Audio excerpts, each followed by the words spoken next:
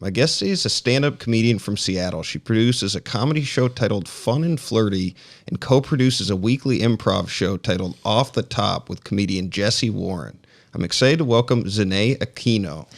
Hi, thanks for having me on here. For sure. And we also are joined by Gard. Gard.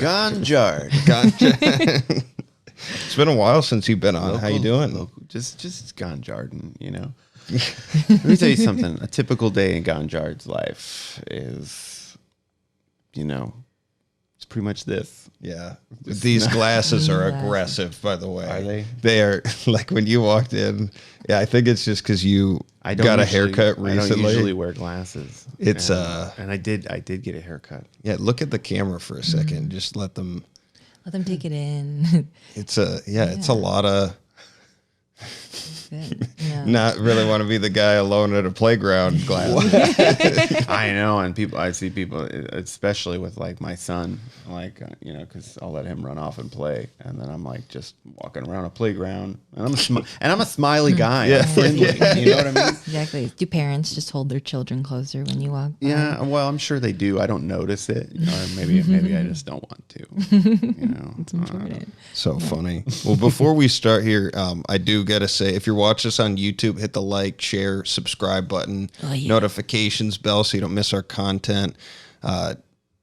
There was one. Oh yeah, throw a comment in. All that stuff helps us with our channel. Follow our other stuff. Jesse Warren was just on, who's co-producer with Zahnae. My arch nemesis. Your arch nemesis. Exactly. How long have you been doing stand-up for? I've been doing stand-up since October. Okay, what month is? It is. I think it's May. It's about to be June. It's almost June. It's So only May. what's Yeah. that? Oh man, I think Like 7 months? yeah. I guess Okay. 7 months. Yeah, You I hit the guess ground running. I hit the ground running. I was on all fours. It was feral. I was just kept running and crawling.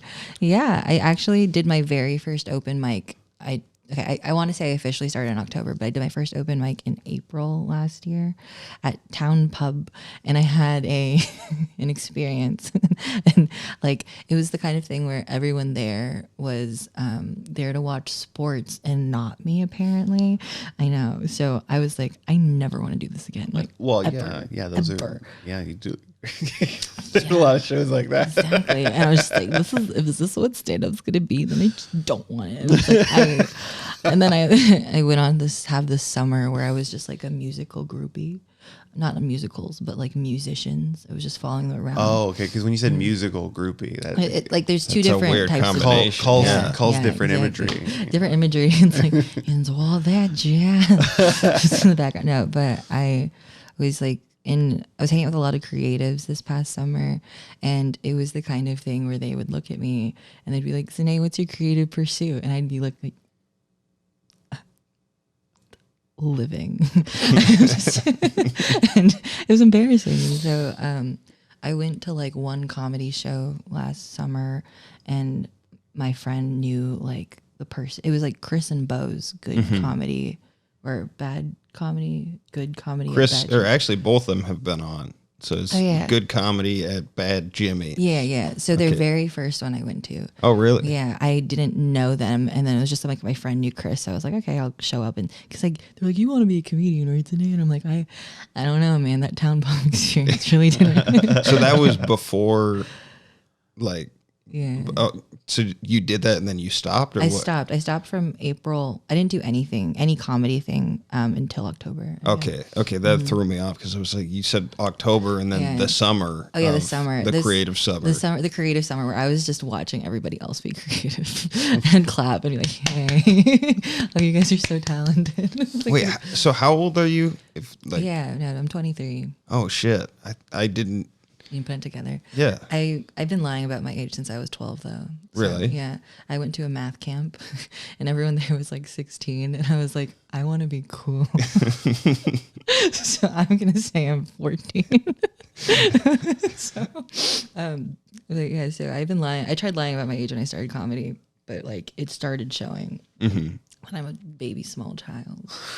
And I don't know. It was like And sometimes people think it's like a flex that I'm 23. I'm like, oh man, dude, I don't know. It's not, because people hated being 23. I'm pretty sure. No, people love being 23. It's an envy thing. That's why they think it's a flex. Because you're accomplishing a lot. You know what I mean? And you still have like, it's almost like we're like, wait, when I was doing it 6-7 months, I didn't have a TED Talk. I didn't have, you know what I mean? And there's like, it's just that natural older person enviousness of I feel that. It's like I'm 23, but I'm like 47 at heart. I get it. You know? I get it. I'm 36, but my wife literally like calls me old man Gard. Like she acts like I'm 50 or 60. No, see, it's okay. We're all just old souls, old spirits. Except for Adam. I'm pretty. I feel. I don't know. The past 3 years, I just feel like they've aged me so much. Like I just, whether it's you've been in the chain White House, smoking or just like, driving and like, Dave Landau was telling me when he came on, he's like, I did comedy from like 23, I think he said to like 37 on the road, and he put like 150,000 miles on a car. Oh shit! In like a year and a half, something crazy. Yeah. He's like, my body hurts. I'm 40 and it just, everything hurts. And it's a weird, I mean, to do all the stuff that you're doing too in that amount of time, like to produce a show, to, start Off the Top is a like awesome show. If you have you heard of it? Of the Off the Top. Off the Top? Mm-hmm. No, actually. It's like a slideshow stand-up improv show. Really? So it's like stand up on the spot, kind of. Yeah. Have you heard of that? I love that. I would love that. Yeah, it's on Sundays, every Sunday at 8:00 at the Atlas Theater in Fremont. Oh, I live like 10 minutes from Fremont. You just go to it, and then I'll put you on. So me and Jesse collaborate. We get crowdsource people's suggestions, and then we just write our diaries out at slides, and people just have to riff on it. It's very therapeutic, really. It's a great show. It was one of the first things that I did in Seattle, and Jesse just came on. Did you check out that episode with him? Yes, the milkman, Yeah. Jesse the milkman Warren. Yeah, What's it like working with Jesse for you? Yeah, I know. Actually, I am the source of all of his breast milk. No. Did you know that story before he told it? Yeah. You guys are pretty close. Like, what do you think about that? The story itself, I was like, this is terrible, but I'm like, this absolutely makes sense. I cracked up so hard when he's like, yeah, I got salmonella a bunch of times, but anyway. Yeah, it's the thing. Because he's been preparing that story for a while. So we took like a storytelling class together, and he had like this show for Risk, I believe. Yeah. And so he's been practicing that for a while. Yeah. And I was like, I'm so glad he got it down. I've been waiting to watch, because like him riffing that story out on here, but then going to do Risk posts the videos, the actual story. I cannot wait to watch that in front of a real live audience. Because with me, like even me, I was like, what are you talking? Like there was so much like unintentional comedy too. No, that's one of those stories like that's gonna kill every time he does it. People are just gonna die. Yeah, it's the thing, because all of us were in his shoes at one point, drinking breast milk. Like, True. Exactly. Some people they went straight to formula, but like you the know lucky. what? When my kid was 6 months old, we stopped him breastfeeding. Not because of like he was just he was a real piece of shit. My kid. I love him. He was beautiful, but he grew his first 2 teeth so quick, and he would just bite his mom. So so we cut him off, right? We put him on the formula. Oh, no. And I was like, yeah, totally, that's fine. Like that's weird. It's weird if the kids like I would make fun of kids that were like, oh, they breastfed till they're, and then my mom came to visit, and we were sitting around, and I made a comment like that, like, yeah, like he's fine, like he didn't. What are you gonna be like 2 years old running up and she's like, oh, I breastfed you till you were 2. You and all your brothers. See, yeah, you could come up and ask for it. Just ask nicely. As long as you say please. I've never lived it down. My wife is like, you literally like you were old enough to walk around, you were potty trained, and you were still sucking on your mom's. If it makes you feel better, like those bottles with like the nipple at the top. Yeah. I was on those for like an embarrassingly long amount of time. How, like, you have memories of I of have drinking? memories of it. I have memories of it. I was like, I don't want to drink from a cup. And they're like, no, Zahnae, you have to. And I'm like, listen. You mean like sippy cup? Not even a sippy Or like cup. nipple? Nipple, like the nipple, the top. You know? I get that, though. You know, but it was so comforting. It is. I would do that now. So like, Honestly, if it wasn't socially acceptable to just walk around like, It's okay. I mean, like, and we would drink less Exactly. sugary liquids if we Yeah. were, you know.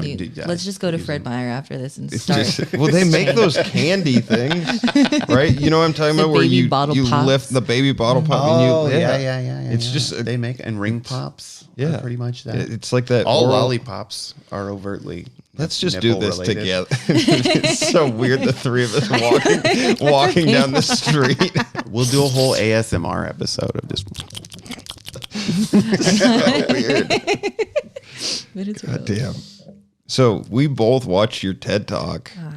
What? Yes. How did that happen? Like, Yeah. was that when you were cringed, in dude. school still? I was in school. I was He cried. I did. I I'm cried. crying. Oh my God. It, yeah. No, it's Sorry, I didn't mean to bring that up. That's in front of okay. you. No, I'm Let not. it out. I'm not. Let it I'm out. not uncomfortable with my vulnerabilities. It's good. You got to be I'm important. extremely Exactly. uncomfortable with mine. No, I seriously, I cried, and I have to say, like, because you did that when you were 21. I did do it when I was 21. Yeah. So, just like, I mean, there's so few people of that age that would go up in front of an audience that size and just speak with such confidence and eloquence about hard things. And these are hard things that, like, that you're touching on things that, like, you know, old men are going to be like, oh, what does this girl know about? It's like, what was it? What does this girl know? No, dude. Yeah. And I don't see anyone making it to the end of that video and feeling that way about you. Oh, thank you. Like, it was tremendous. I really Yeah. I really mean that. Like, I was like literally like wiping my eyes, and my kids like, Daddy, are you okay? I'm like, shut the fuck up, leave me alone. No, it's No, I like, didn't thank do you, that. thank you. You're my target demographic. I It's know. Fat old white guys. That's where it's. I'm telling you, we absorb a lot of content. You know? Exactly. Yeah, thank you for that. It's okay. So the way that it happened, it was like a series of events that was just unplanned. I started working at the Cybersecurity Institute as a virtual reality developer because I wanted to get like experience in something, and I was just like, okay, I'm gonna sell myself for this.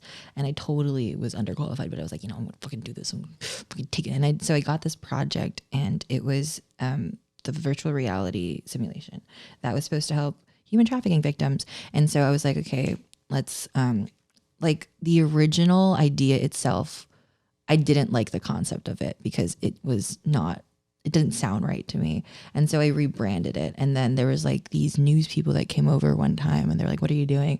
And I was just like, okay, I've rebranded this project in my mind. I haven't told my boss about it or anything, but like, this is something different to me. So I told them the wording, it's like an empathy project. And then that got some clout in the like local news. And then my friend read the article and she's like, Zahnae, you talk, right? I'm like, yeah, I do. She's like, do you want to do a TED Talk? And I'm like, oh, sure. And so that kind of started it. And I was super in my head because there was everyone who was on that show was like a professional in their field. And and if you've watched like a TED Talk, yeah. they I've speak watched very, a lot of TED yeah, Talks. they speak very, I don't know, they're in depth about whatever their subject matter is. And I'm like, I literally got this project last summer. I am not the best at virtual reality. I don't know too much about human trafficking. So how can I make this a talk that will actually people will listen to? And so it turned into like, why did I change it in the first place? And I'm like, oh, it's because of my own personal experience. I'm like, let's fucking talk about it. So here we go. And so I did it. And yeah, it started like this route. It actually is one of the reasons why I started doing stand up. It seemed like, I mean, there were a couple of jokes that you made that were good jokes in the audience. Like they were either not mic'd enough or like just went over their head given the Well, it's hard to like, with a TED Talk audience, it's hard to be like facetious. You know what I mean? Mm-hmm. And Yeah. you were touching on some pretty heavy topics. Exactly. I was like, I need to build trust with you guys as soon as possible. So I was like, okay, I'm gonna throw like quick jokes in there. Like the first 2 jokes at the top of it were my favorite parts of it. I mean, you do like, is your stand-up style like, do you write out a lot of stuff before you go do it, or are you someone that just goes for it? I write.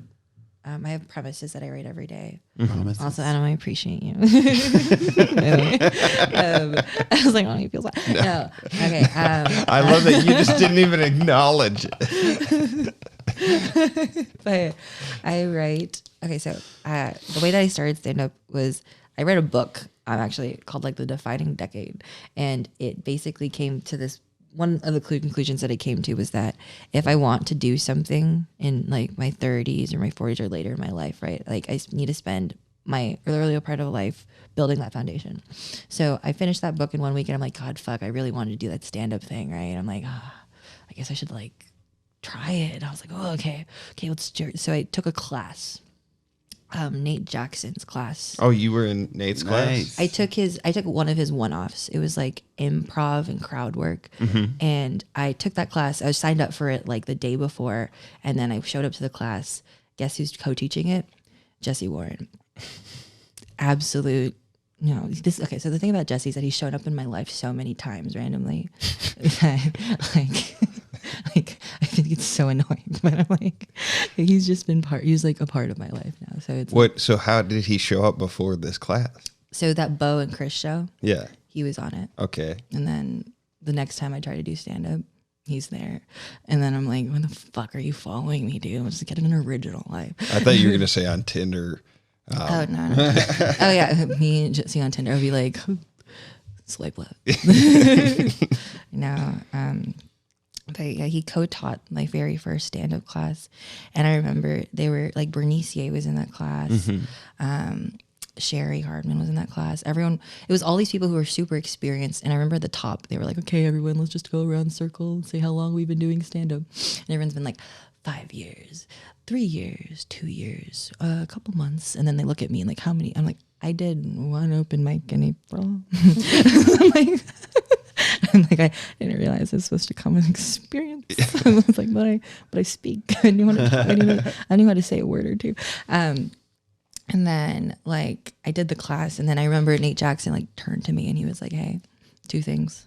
First, never fuck a comic. Second, you're a natural. Keep going. And so Fucking love that guy. Nate Nate's Jackson's amazing. become kind of like a little hero of mine since He's I amazing. moved out here. He's amazing. I have nothing but respect for that man. And so ever since then, I've been at an open mic every week. And now I'm where I'm at, which is crazy. Honestly, I don't know what's happening. Yeah. There's a little bit of background noise, by the way. They're doing construction next door, but did you, like, for that project, you worked in VR stuff? Yeah. And do you like do VR gaming quite a bit? I do VR gaming a little bit. I have to pick up my headset from Quentin Jones before he leaves. Really? he has it, yeah. I was a developer for a while.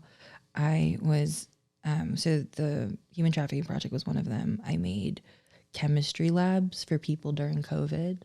I created like a hospital simulation for DevCon. So with the TED Talk simulation Incredible. though, That's like so cool. what'd you do with that? Because it just you kind of brushed through it in the TED Talk itself, but like what were you doing for the police? For the police, so it was going to be given to them as a training. I passed the project down after I left the company, but essentially it's supposed to help them. There was like legislation that was passed where they decriminalized victims of human trafficking in the region that I was in, apparently. So fun fact, the 2 places where, illicit massage parlors are the most prominent are where I was living in San Luis Obispo and Seattle, where I am living now. So it's super cool. Everywhere that I live, it just follows me. No, it's not cool. Is Sorry. there a reason why those 2 places are the most prominent? I have no idea. Like the presence of strip malls. You know what I mean? It's like, I wish I could. I don't remember like the actual facts of it, but it was that. And then so because of that, because of the shift in legislature, they needed to shift their attitudes and their approaches to it, which is why the virtual reality simulation was basically giving them a low, no consequences, a opportunity for them to practice their empathy skills so that they wouldn't have to, be like destructive. So you're not going to fuck it up with somebody who's actually just been through something. Yeah, who's going to shut down if you trauma, if you do not handle it properly.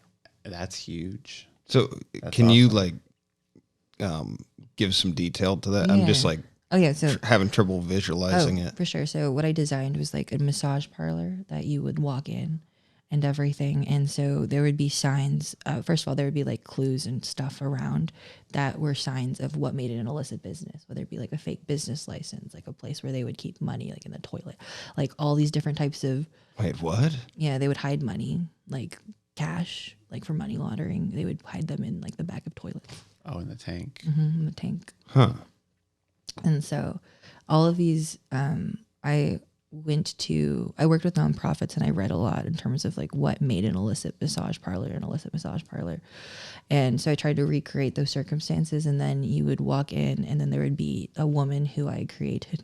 No, I didn't give her birth. I designed her, and it was an AI. And so you would try to have a conversation with her, and based on your tone and based on the words you would say, she would respond differently. So the optimal use case was that you were kind and you were understanding and you weren't threatening. And if you did that, she'd be able to open up to you. God, how did you even do that though? Like I just, your background's in computer science or so. It's computer science and psychology. Okay. Wow. That's I wish they would give that kind of training to like literally every law enforcement person. That's the thing. Yeah. That's like, it seems affordable. You know what I mean? Like it's virtual reality. Like it's virtual reality. It's becoming more accessible. Yeah. Like, it's, what's it called? The original project was like help law enforcement. And I was just like, take it a step back here. What are we helping them for? Help them help people. Help them help people. Yeah. So that was like essentially what the project, the main parts of it were. So you would, walk around the parlor, find the clues and like be able to investigate the space, but then you would interact with the woman. And so by the end of it, when you were on the field or you were actually doing the thing, you would actually have, okay, this is what we're supposed to do. Yeah. This is how we're supposed to approach it. Let's take a step back and not be aggressive. What? So for the AI shit, like when you are programming it based off of like tone and things like that, like how is that even registered? Is it like pitch? Is it like there are programs for it, right? Yeah. I had the Amazon Halo for a while. Yeah. And it would like give me readouts of my interactions throughout the day. Like, oh, you were really like happy and friendly in this interaction, and you were like a little closed off and like you seem like tense. natural language processing. Also based on your heart rate, right? You guys are talking about this I feel like I'm completely out of the loop right now. So, I just I don't have like I've played with an Oculus for like 3 days straight, and by the end of it, I was incredibly sore. And your balls are just empty. And That's all you did. But it's so immersive too. Like it was totally. I mean, we've talked about it. It's almost like I love the Oculus. It's me and my wife both have them. Like we do like ping pong together. We do like. I mean, I bought one for my dad, and he's so excited about it. He's like, "Zahnae, I've always wanted to go to the metaverse." And I'm like, really cool. I'm I'm a big fan of the Oculus. I have a big collection of games on there. It's a good one. It's a good place. It's but yeah, so like not to get too deep into it, but there is a branch of computer science that processes language and is able to capture sentiment as in how positive or negative it is, and also like be able to group words together to capture that, and also tonal things is another thing you can capture too.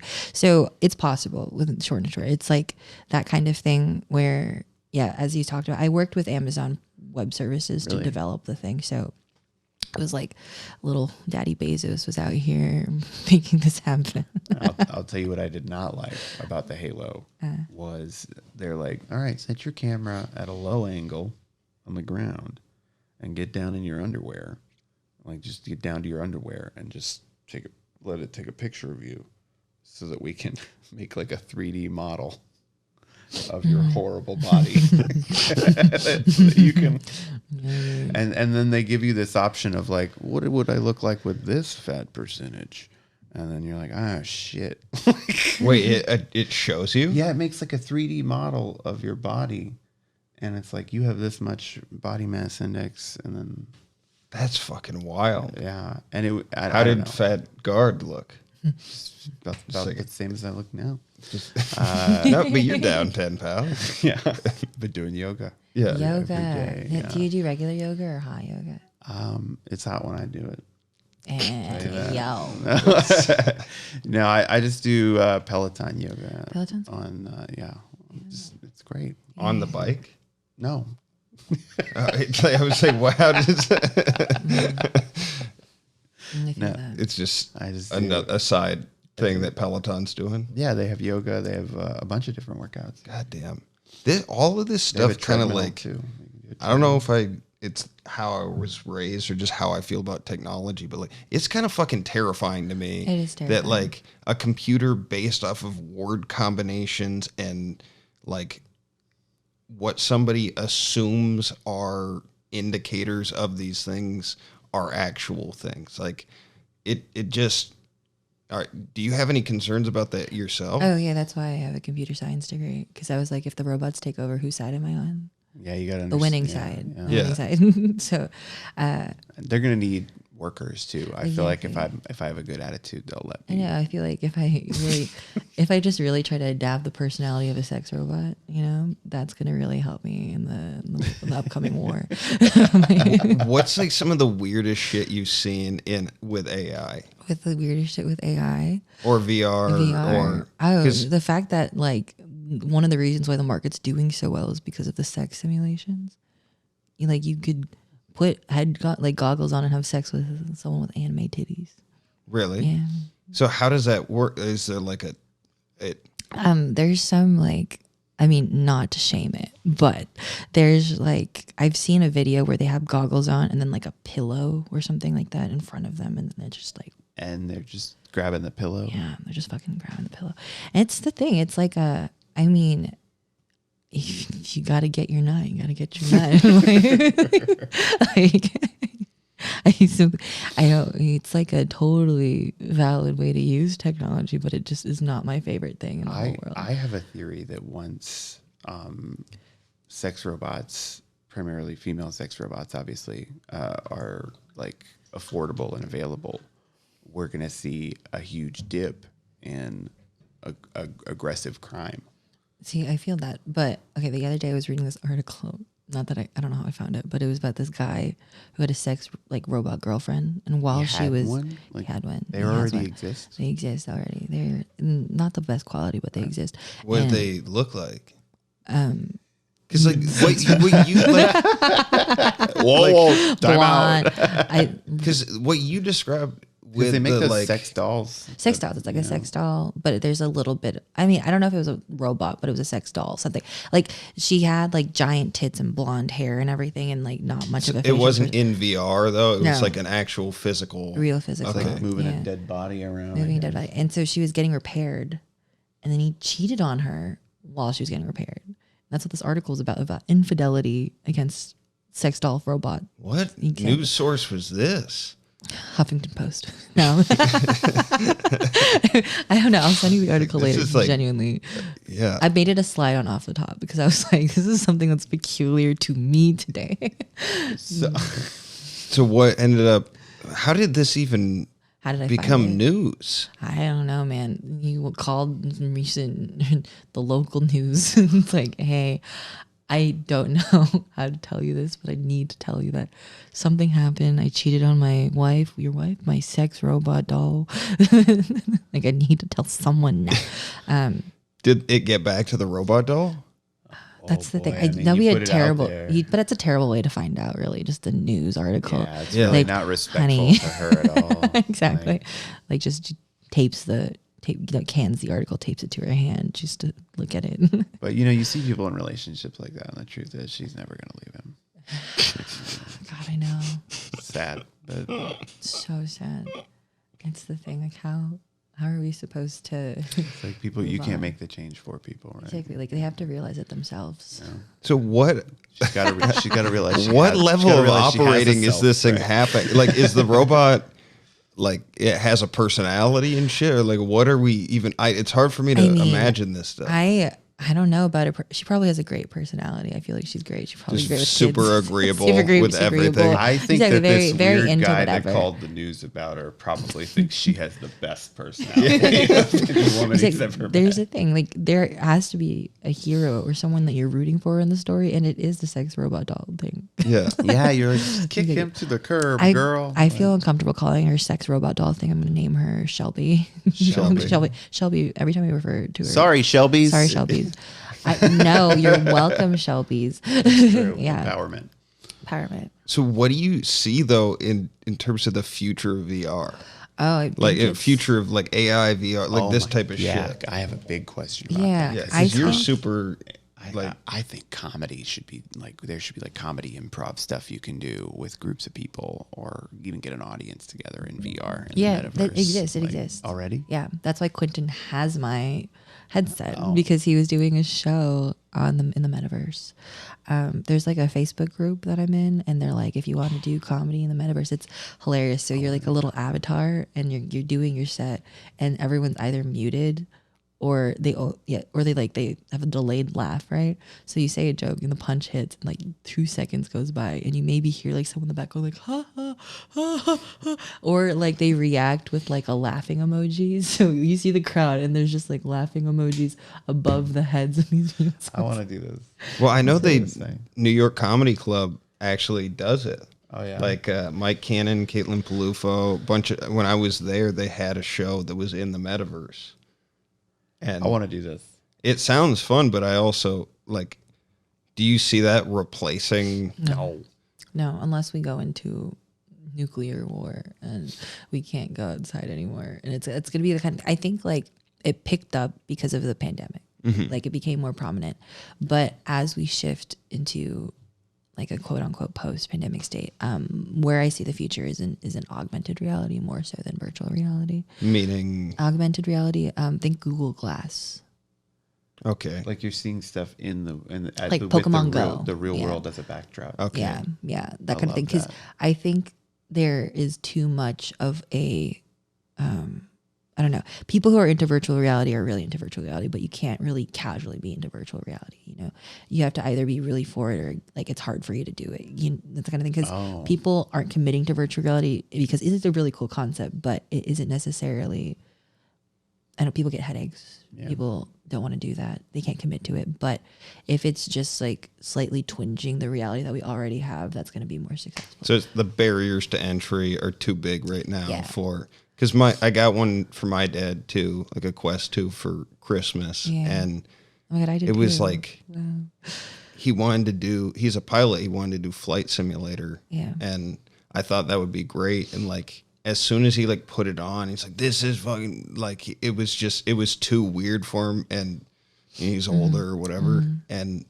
But if it was a set of like reading glasses, Yeah, reading glasses, that's the thing. It's just like a transition. And it can't be like Yeah. immediate. It has to be like a transition. So I think that too transitionary jarring. phase is going to be the next thing. Also, your dad's a pilot. yeah, Oh my God, I went to aviation high school. really? Yeah. Embry-Riddle? No, like the high school next to the Museum of Flight, Really? where the sky is not the limit. Is that, Skyline? No, aviation high school. That's the actual name? It's literally the name of the school. I thought you meant like I went to high school that was I've never even heard of that before. No, man, a 747 took my parking spot senior year.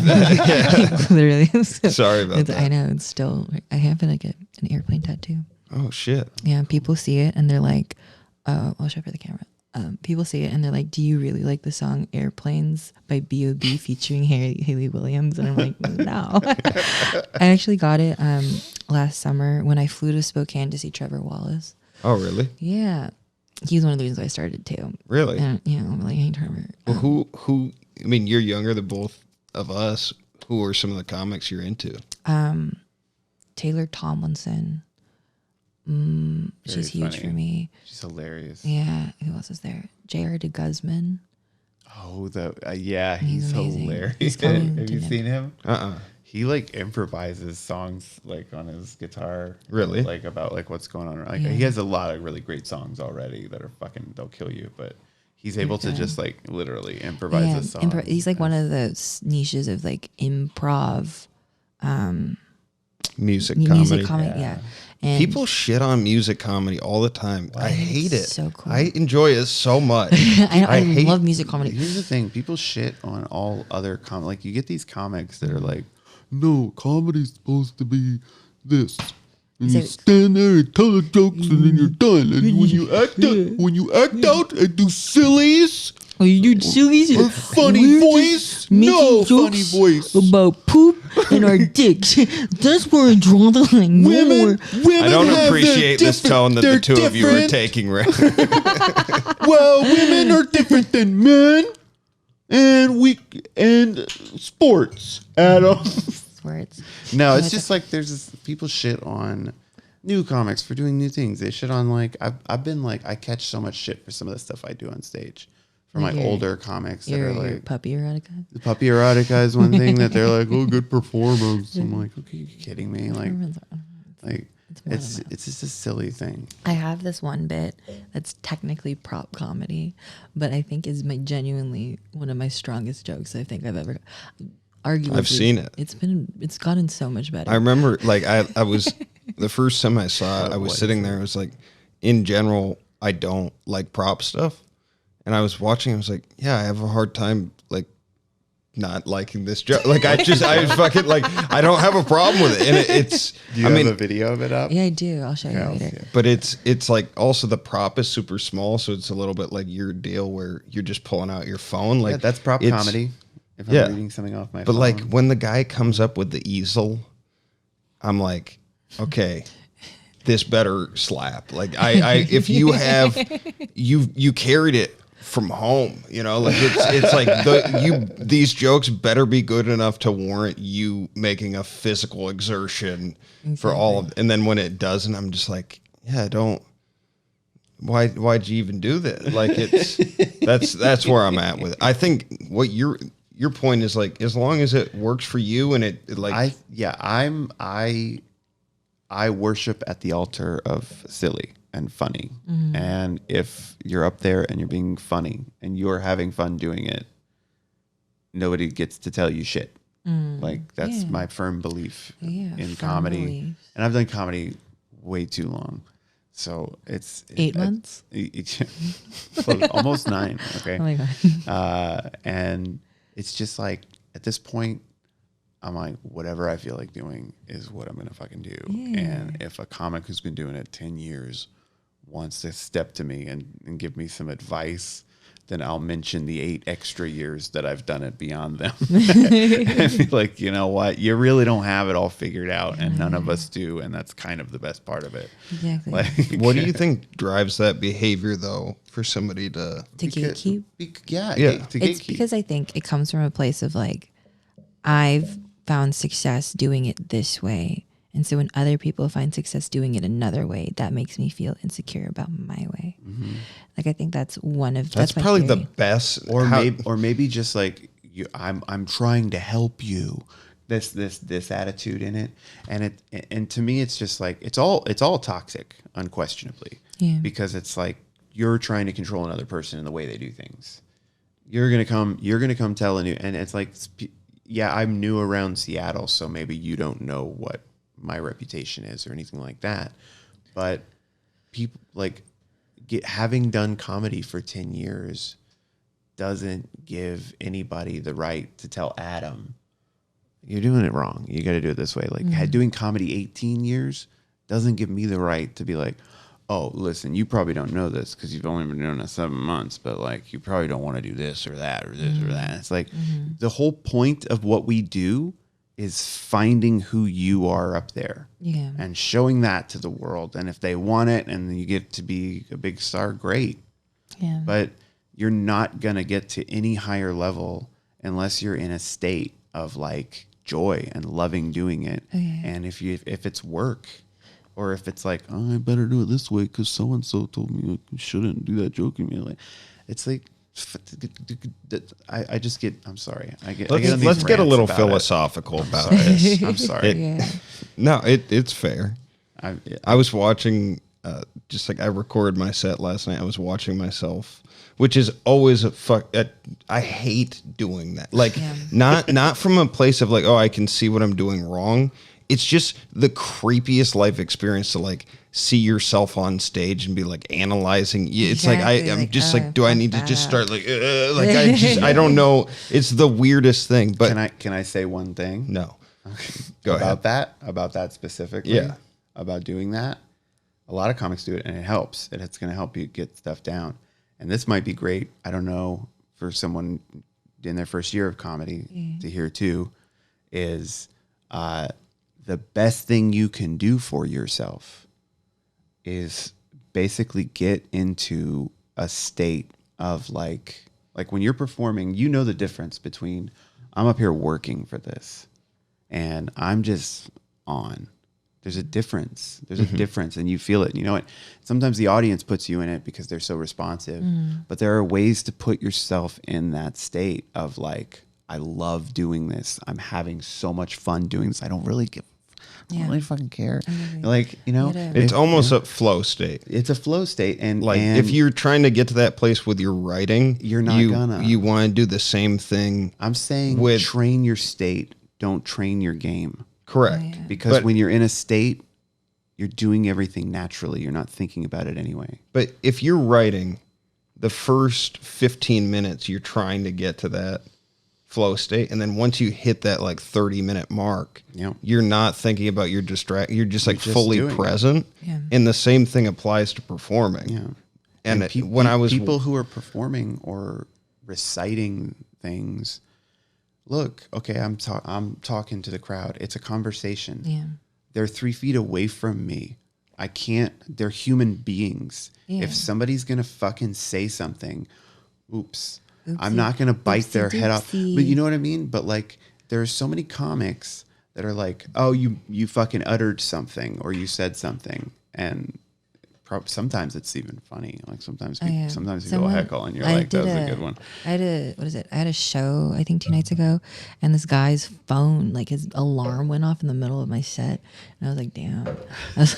I thought it was like, oh, it's his birth control alarm or something like that. I was just, I think it's important to build rapport with the audience. Yeah, really can riff on it and it's okay. And you don't want to like make someone feel ostracized for it. You want to be how adaptive. I think of comedy as a conversation. And comics that are rigid in their writing and their game, and I'm putting in the work and hustling and I'm doing these jokes over and over and over again till you know what I mean? Yeah. Like they're at a point where it's like no matter how much you train those jokes, if someone interrupts you in the middle of it and it throws off your whole game, then you haven't trained anything. Exactly. You know what I mean?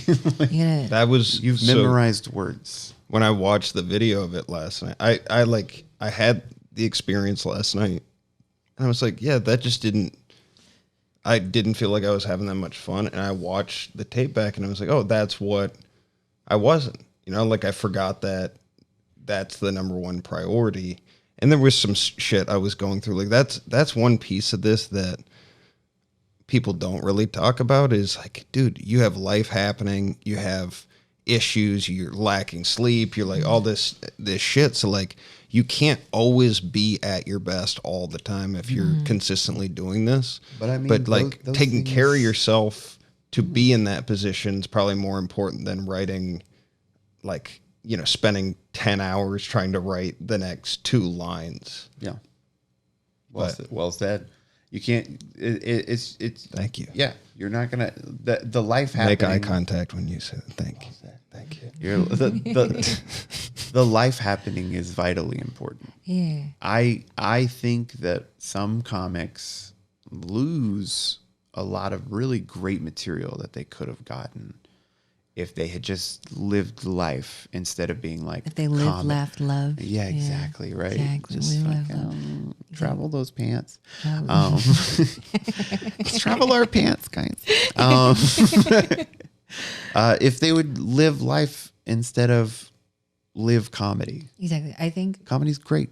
yeah, one of the reasons why It's I've not everything. done as much as I've done, like comedy wise, was because I was just living a lot before. I was living to live a bit beforehand. Yeah. And then when I started doing comedy, I'm like, okay, I'm not changing really anything about my lifestyle. I'm just talking about it more. Yeah.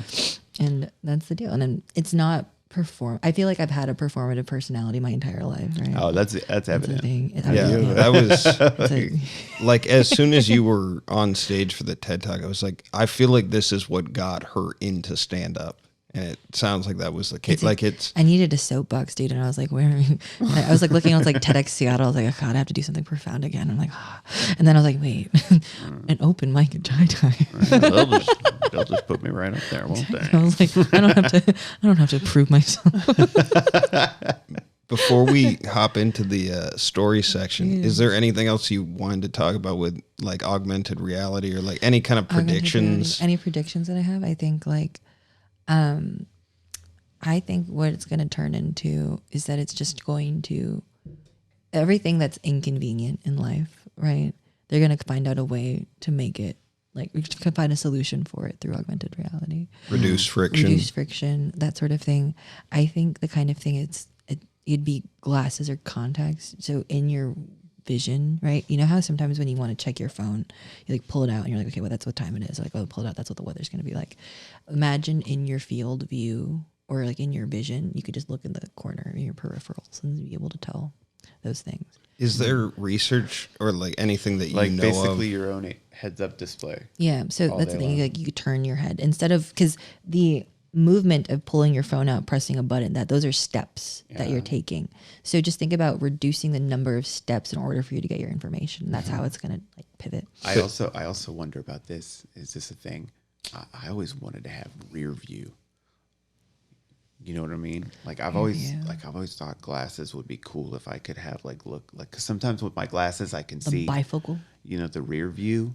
Like I can see behind me a little bit. Yeah. But if I got some Google glasses, I think it would be so side great. mirrors. Yeah, to have like little mini cameras around just like phone cameras around the I glasses. mean, they already have. that you can see. You can be like, oh, if somebody's coming up behind you, and you know, so that you don't get murdered. Yeah.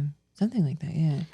Is that an important thing? Kind of. I mean, that's why you see, It's well thought out. I know. I was like, you've been thinking about this for a minute. You've been waiting. It's been waiting for the want moment, the right person to say I just want to go to the carnivals. And I just want to be around people again. Straight up. I just want to see. No, I have. But I've wronged so many, and each time I have like, someone asked me the other day if I got the tattoo eyes on my arm, if I wanted to be able to see off my side. I'm just like, listen. Show the camera. it's a really cool tat. Someone gave me some shit for it the other day. They were like, the very first negative opinion I've gotten from it, I was like sitting, I was at a mic, and then like a comic just like, Zahnae, like, what the fuck is that? I'm like, excuse me? And he's like, did you get that on a dare? And I'm like, well. Is it new? I got it in December. Okay, so it's relatively new. Yeah. All of my tattoos I've got it within the last year. I have 4 of them. Oh, wow. One of them, the first one I got when I was drunk in Miami, which is a terrible thing to do, especially. Do you regret it? No, it's on like the back of my neck and everything. And it was like, I was thinking, oh, this is going to be a Miami ink experience. It's going to be great. And I didn't realize they're supposed to check if you're sober or not before they give you a tattoo, and then did not. Yeah. What is You it? bleed more. Oh, it's literally a bleeding heart. Let me see. Do you see it? Yeah, I see it. Yeah. Yeah. That I picked it on a flash sheet and I was like, this is going to be a great idea. Like, okay, I can't wait. And then I woke up and they were like, Zahnae, did you realize you got a tattoo? Right? I'm like, oh my God. I mean, I don't know. Born too late to explore the earth, born too soon to explore space, but born at just the right time to wake up with a tattoo in the middle of Miami and act surprised. Fucking shit, dude. That's like the log line for your book. Yeah, my memoir is gonna be pretty wild. I don't know. I've been okay. I used to live my life like, okay, how can I optimize my Google search results? So if you were to look me up, how cool is it gonna look? And then now it's like, it's a terrible way to live though. But it was fun. Now it's how many bad tattoos can I get before it becomes a problem? Okay. Yeah. My wife's getting ready to get a tattoo. She's like jazzed about it. She's gonna get Frida Kahlo on her arm, and I'm gonna get this. I have a couple of bad tattoos on my back. You want to show 'em? I don't know if I should, but one of them's not bad. It's just not finished, and it's from. Have you ever read the Hitchhiker's Guide to the Galaxy books? Yeah. By Douglas Adams. Adams. Do you have the answer to the universe on your back? No, I have 42. Now. I was like, is that what it is? A lot of people get 42. No, I have in giant letters "Don't Panic" written across my shoulder blades, and then the guy on the cover of all the books, the little bald guy that's like always. Sometimes he's the hitchhiker. You have that on your back? The guy, and he's going like this. You should. I had no idea you had these tattoos. No. And then I have one on my shoulder that's like my brother's friend got a tattoo machine, and we were all drunk. And sorry, this is and it looks terrible, and I got to get it covered up. And then I have one on my arm that was a drawing I did that my brother Jeremiah put on my arm. What kind of drawing? Like, what age was this drawing? 4, 5? No, I was a teenager. I was here. This one is. This is just easy. I didn't think we were going to be comparing tabs. I didn't think we were either. I'll show this one. This is a rabbit. I had no idea you had tattoos. Tattoo. Like a Show the camera, John. I was always drawing this rabbit character when I was a kid, and let me see it. I drew one of him like peeking through a keyhole, and my brother Jeremiah is a tattoo artist, and he liked it.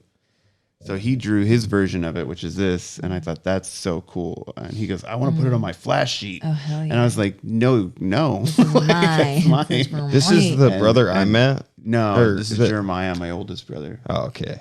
So basically, like I was like, "No, you can't tattoo it on anybody but me." So that night we put it on. I've always wanted to get a tattoo where it was like Marlin from Finding Nemo on my collarbone, and he'd be like, "Where's Nemo?" And then I get Nemo on my ass. So that I love that. So that hooking up with me would be like finding a prize at the bottom of a cereal box. It's like, I'm not going to get too into this because I'm married and it's creepy. But if I met a woman when I was dating who had that going on, we would be married. Exactly. Yeah, easy. No, see, then you're like that's the problem is you can't be too cool. I can't be too cool. It's just so hard. Okay, good. So, you notice that a lot with that men are more like that. Like women get the rep of like, oh, they're so sensitive and they're so like, da-da-da. But isn't it mostly men that are like, I don't know. If you watch Too Hot to Handle on Netflix, you'll see.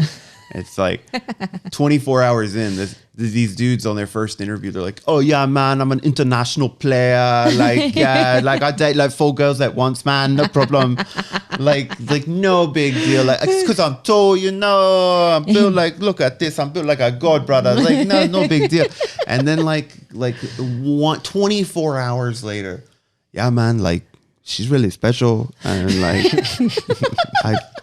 I don't know. I see a girl for like a really good future with her, man. And it's like watch Too Hot to Handle. It sounds like it's great. It seems like it's more based on fear of like loss. It this, is. like, There's separation acquisition. anxiety and everything. Like men are way more. I do comedy about this, about like this like macho nonsense that men do, because like I'm a guy who's very like, I feel tough when I'm like, let me just be vulnerable with people. Let me like just tell this dude how I'm feeling. You know what I mean? Yeah. Like I feel like you're just a guy that's trying to get home to fuck his wife. Yeah. That's all you are in life. Pretty much. We've talked about it extensively on this podcast. Yeah, I want to be with my family. So that's one way of putting it. Another way of putting it is that you have to get home to make love. You're taking things that I say to you in the back of comedy clubs. You're putting them out there. And It's not the darkness. But I think that we're finally reaching an age where more men are being more like kind of honest with themselves about it. Like I know that I'm more insecure than my wife is or will ever be. I know that I'm more like sensitive and needy, and I'm a lot more clingy. And I think a lot of men are. Yeah. And it's like you don't seem but it seems insecure like at all. Really? Like you seem like you were one of the most confident people I've ever met. Oh, that means a lot. Some of the most wild the insecurities. the most confident cool. people you meet though are women. Like, and it's because I think it's like I don't have enough space to not be confident. If I'm taking up space, there isn't room for me to be like, what if I'm doubting myself? Now that I'm on this stage, what if I just decided to think about? I have this problem where like I'm pretty confident, but then there's these random bursts that happen, like in the middle of conversation or in the middle of like me doing some shit where I think about something embarrassing that that it makes me anxious, and then I make a sound. I'm like and like I did this to Jesse one time. He's like, "What the fuck are you doing?" I'm sorry. I'm just. I break. He's someone like that too, though, where he's super confident, but then you find these like little pockets with him. That's why me and him get along so well. It's we get each other. You need to like spend some more time. He would fucking crack you up. I did one show with Jesse. I really liked him. Yeah, he's a good dude. We did the Tacoma brunch show. Yeah. Oh yeah. But, are your glasses fogging up? Did you put little mirrors in there? You see behind. Not yet. Not yet. Not right here on the brows. It's because they're. So you're getting all hot and bothered. I am a little bit. Sorry, guys. It's okay. Well, speaking of insecurities and stuff, you had a story about birds. I do have a story about birds. Let me cue up our story time music and we can go into it. Exciting.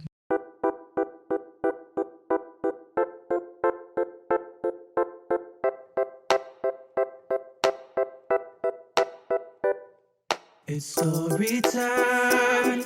It's story time with Adam. Yeah, it's story time.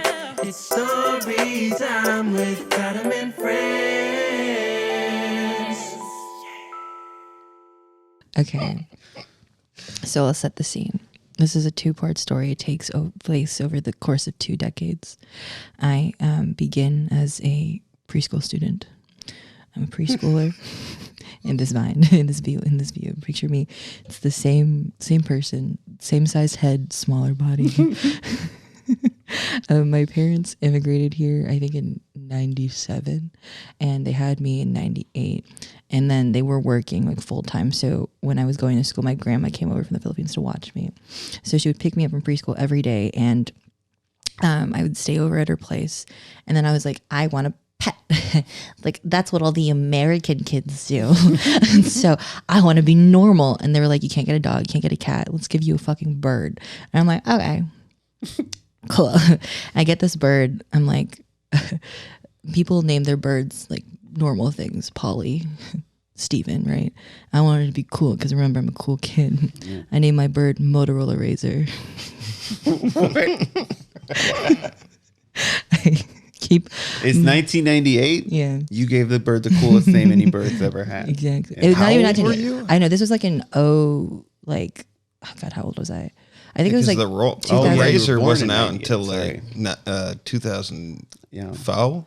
I think it was 2004. I think, I don't know. Whenever the Motorolla Razor was out, this was. When I the didn't story get takes mine place. until 2006, though. Oh, I had shit. to wait until they got cheaper. Yeah. See, I think okay. Yeah, it came out. The story takes place whenever that Razor came out because I wanted one, and they're like nosing at your child, and I'm like, okay, I'm gonna get my own Motorolla Razor, naming my pet. So, anyways. Tied notes to his leg. Sending a text. So, I stay at my grandma's throughout the week, and then I go to my parents over the weekend. So my bird stays at my grandma's place.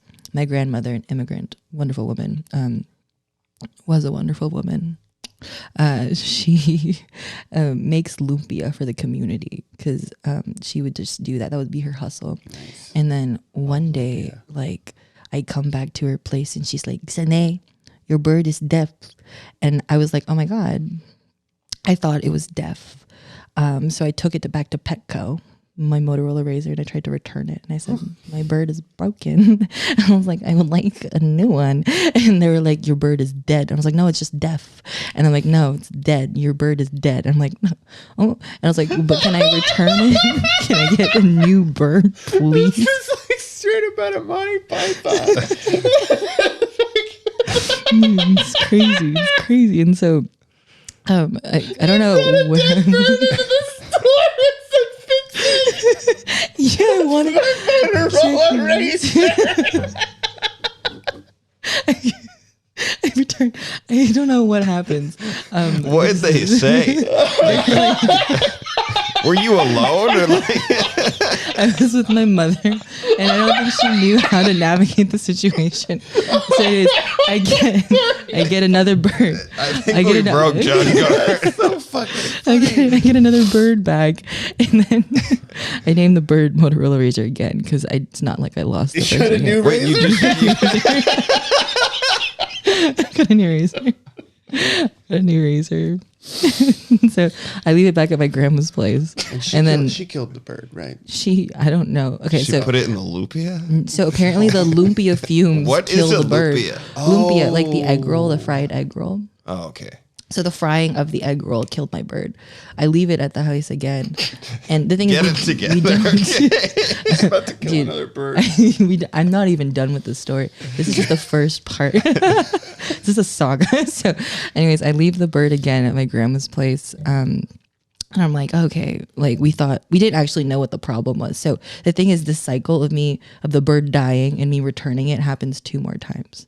And then finally they're like, this is not a family that needs So 3 birds died. 3 birds died at the hands of my grandmother. 3 razors. 3 razors. 3 razors. Did you keep lost their- naming them all Motorola Razor? Obviously. Did you The call best them 1, name. 2, and 3, or like was Can it I just? just pause the question here and be like, okay, we figured this out. Why is no one worried about your grandmother?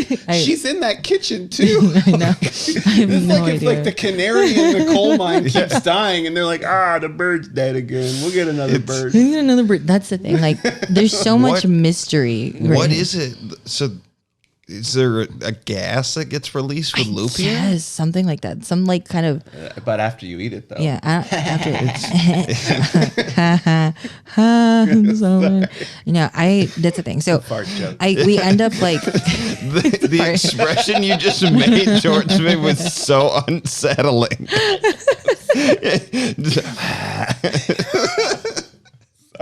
I didn't even know. I just like looked away. I'm sorry. Keep going. anyway. This is so- going to be the longest story. I'm so sorry. Yeah. It's my fault. And I apologize. So, anyways, so we realized that birds aren't for me. Pets just aren't for me. I don't get another pet.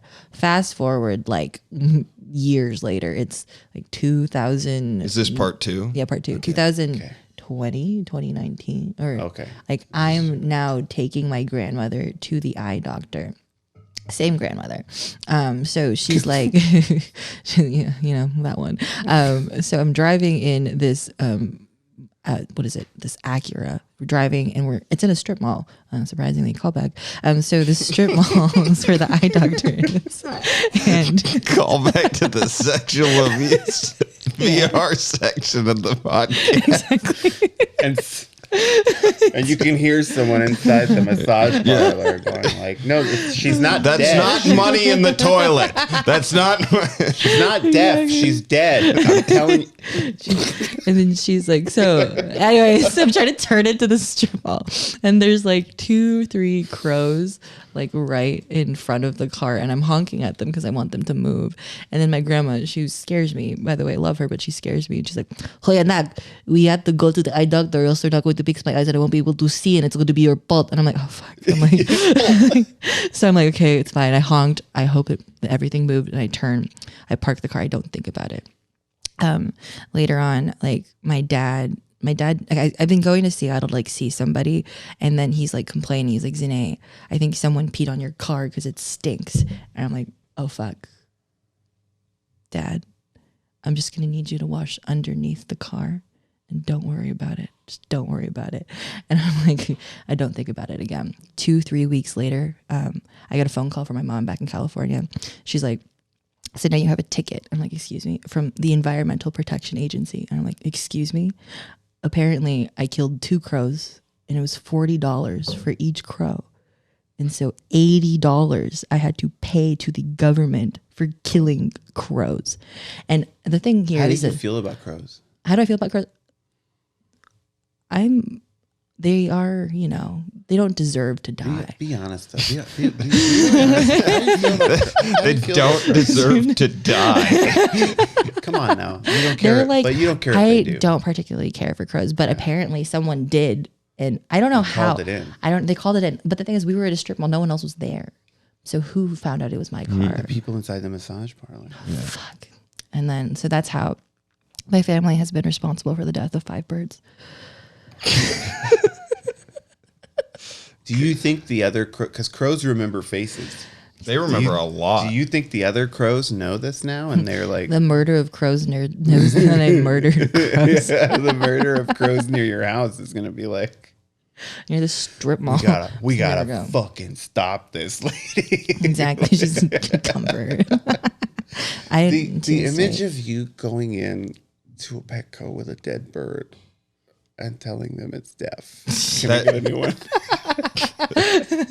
It's so funny to me. Was it in a box? I was in a bag. Do you It tell was that story? it was Do you in a tell that story on Ziploc stage? bag. You brought it in a bag Yeah. and told me. Wait, what kind of It bag? can't hear me. It was like I kept it open at the top. I was like, so that they could get air, but then it was in a bag. Like a paper bag or No, it was plastic? plastic Ziploc, like one of those gallon bags. Well, it's It not was that on- weird because they give you fish in a bag, right? Like it's Yeah. within the Petco But it's got water realm. and I know, but like still bagging a you want me to animal. you want to bag up this guinea pig for you? I'll double bag it. Yeah. he's really squirming. I'll triple bag this. See, I'm trying to write this out as a joke. Oh so my that- god! Just tell the story. Tell the story. Yeah, just do it. Start tell. Can I please just tell you to tell the story? Tell the story. Because you're gonna write it on stage. I promise you. You're gonna Right. find those moments to perfectly articulate it. Perfectly articulated. Yeah, I tell you, you do it. Tell that story on stage 10 times, and you're gonna have a fucking amazing joke. Perfect. Cannot wait. It's like, I don't know. I'm waiting for someone to be like, oh my God, you kill birds? What the fuck? Somebody, And be like, no, I Somebody paid will full price for eventually. those birds. Exactly. Like I Yeah. donated to the E EPA. Exactly. I got ticketed. Is that gonna show yeah, up if on you my really think record? about it. Well, wait a minute. Did Petco give you the additional birds for free, or did you guys buy new birds? Were they like at Okay. a point where they like, I think okay, they this is were- crazy? They near the end of it, because I think like the same pet. We went to the same Petco, and I think around like the 3rd bird, but you can't And do all with the birds staff anymore. just know you. Like they're like after the 3rd bird, they see you walking from the parking lot. Like, oh fuck. Exactly. I told you about when we bought all those goldfish at Walmart, right? No, With the the Roxa set. no. We were in college and like my roommate was African. His name was Bashir, and like we wanted to play a prank on him, so we took a bunch of Roxaset, which is like Percocet and Okay. like How does Oxy this almost. prank him? You guys taking a So bunch of drugs? we took a bunch of Roxaset and we went to Walmart and bought the 7 cents fish. You can get fish for 7 cents at Walmart. Really? And we bought like $100 worth of 7 cents fish. And we filled his bathtub up and his sink up and his toilet up with these fish. And he goes and he's like, "What the fuck? There are fish in my bathroom." And we said, "Oh, did you leave the drain open?" Because in America, Bashir, if you leave the drain open, fish come up the drain. And he's like, no. And he kept going in. But then the sad part is those fish are not with us anymore. Oh, you're fucking serious? But they were you gonna- killed fish. They all 7 died. cent fish. They were like mutant What a weird fish. price. Look at these. That is Oh, something for the How does camera. that translate? Look at that. That's what a deaf bird will do to you.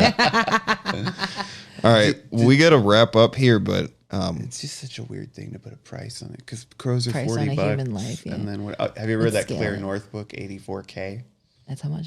No, it's just a book by Claire North. She's a great writer. If you like to read, and 84K is about like it's a future where like basically it's the same setup we have now, but like basically rich people don't suffer any consequences for anything. They just you can pay for your crime or you can work it off in a jail. And like That's a good.